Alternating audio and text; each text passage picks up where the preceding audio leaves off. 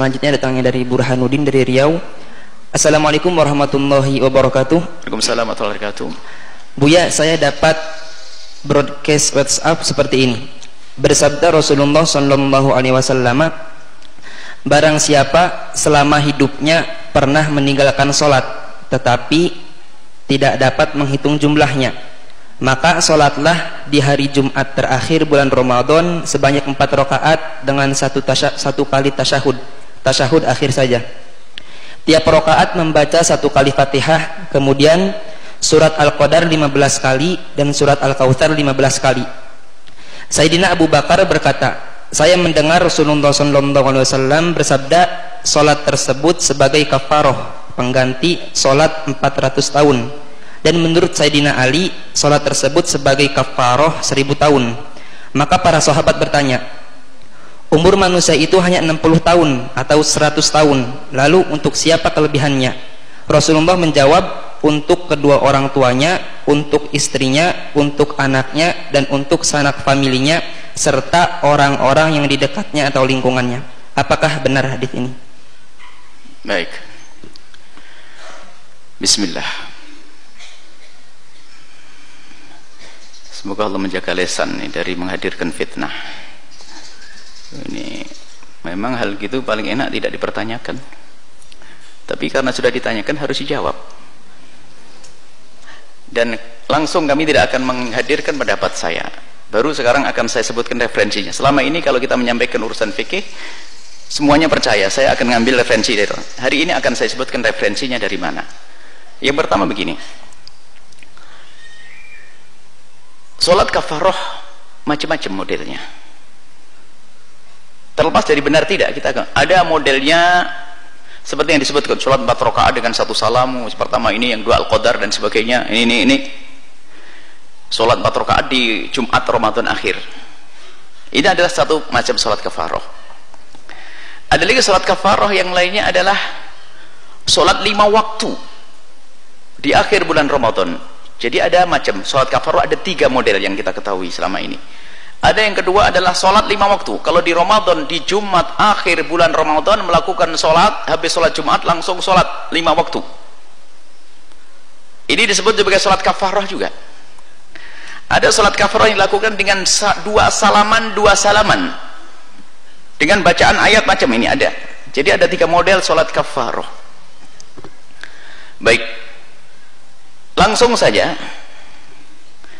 Kalau sholat kafarah yang 4 rakaat dengan 1 syahadat itu dengan apa? Satu salaman dengan baca ini, para ulama menjelaskan bahasanya ini hadis tidak ada, tidak dibenarkan.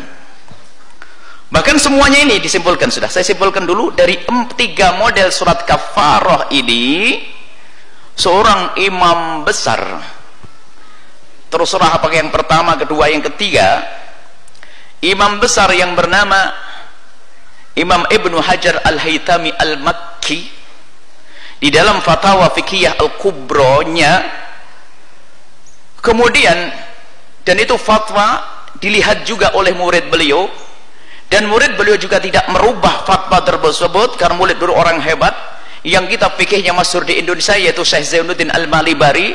Di dalam kitab Irsyadul Ibadnya, di dalam bab salat sunnah, di belakang juga menyebutkan fatwa yang disebutkan oleh Ibnu Hajar Al-Haytami. Setelah itu pensyarah Fathul Mu'in Syekh Abu Bakar Syata dengan I'anatul Talibinatun, ternyata beliau juga mengukuhkan dan mengambil omongan Syekh Zainuddin Al-Malibari sebagai seorang muallifnya, mengembalikan kepada fatwa Ibnu Hajar Al-Haytami. Bunyinya adalah begini, mohon maaf bukan omongan saya, kembalilah kepada Ibnu Hajar Al-Haytami. Beliau mengatakan bahasanya amalan itu adalah syadidut tahrimi, sangat diharamkan. Kata beliau, bukan omongan saya. Baik, kemudian spesial yang tengah tentang sholat 5 waktu, ada yang dijelaskan mengatakan ya untuk mengkodok sholat yang mungkin ketinggalan dan sebagainya dan sebagainya. Kami jelaskan begini. Jadi jelas, jadi itu ada kata Ibnu Hajar. Saya akan patuh dan dengan perkataan ulama Ibnu Hajar, karena selain fatwa Ibnu Hajar belum ada fatwa yang akurat, artinya dengan hujah-hujahnya. Ada yang mengatakan bahasanya begini, ya setiap orang kan mungkin ada ketinggalan, tidak khusyuk sholatnya. Ya sholat hari Jumat 5 waktu itu adalah untuk menutup kekurangan khusyuan tadi. Ini yang disampaikan sebagian orang, dan berhak beliau menyampaikan seperti itu. Cuman kita kembali kepada fikih kita, bahwa ini sedikit agak belik ya. Dan ingat, yang berbeda, kalau anda bersama kami tidak usah mencaci yang lainnya dulu, tidak usah mencaci. Yang berbeda itu bukan omongan saya. Tidak perlu kadang-kadang kita membawa fatwa ini berat, seolah-olah saya yang berbicara lah ini. Waduh, ya tidak apa-apa, saya harus menyampaikan. Baik, begini, urusan mengkodok sholat itu begini bunyinya. Kodok sholat fardu, kapan kita mengkodok sholat? Mengkodok sholat fardu adalah kalau kita yakin bahwa ada sholat yang kita tinggalkan satu, dan tahu bilangannya. Yang kedua adalah kita yakin meninggalkan tapi tidak tahu bilangannya. Ini sering saya ditanyakan, Buya, saya masa muda saya sering meninggalkan sholat. Yakin, cuman dia tidak ngerti bilangannya. Maka yang kedua ini boleh mengkodok tapi dikira-kira dulu. Kira-kira berapa umur, berapa haidmu? Haidku umur 14, ini hitung. Oh, umur 25 baru sadar, ya 10 tahun dihitung. Berapa kali dihitung, baru nanti sholatnya yang dikodok itu. Yang ketiga adalah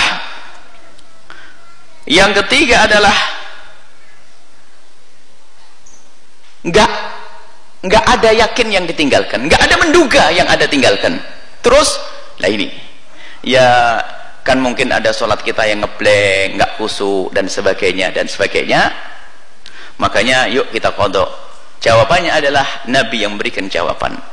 Kalau ada orang yang merasa sholatnya tidak khusyuk di masa lalu karena ribet urusan ekonomi sehingga sholatnya pun di dalam sholat ingat toko segala macam, ingat ini, anggap saja sholat tidak khusyuk, maka Nabi yang menjelaskan dan ulama menjelaskan caranya bukan dikodok sholat tersebut.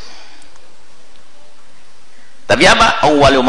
Imam Tirmidzi dan awwalu ma yuhasabu bil abdu yaumal qiyamati as-shalah. Pertama kali yang dihisab dari seorang hamba di hari kiamat adalah salat. Fa in saluhat, kalau salatnya baik, najah, maka dia beruntung. Wa in fasudat, kalau rusak salatnya, khaba wa khasir, dia akan merugi.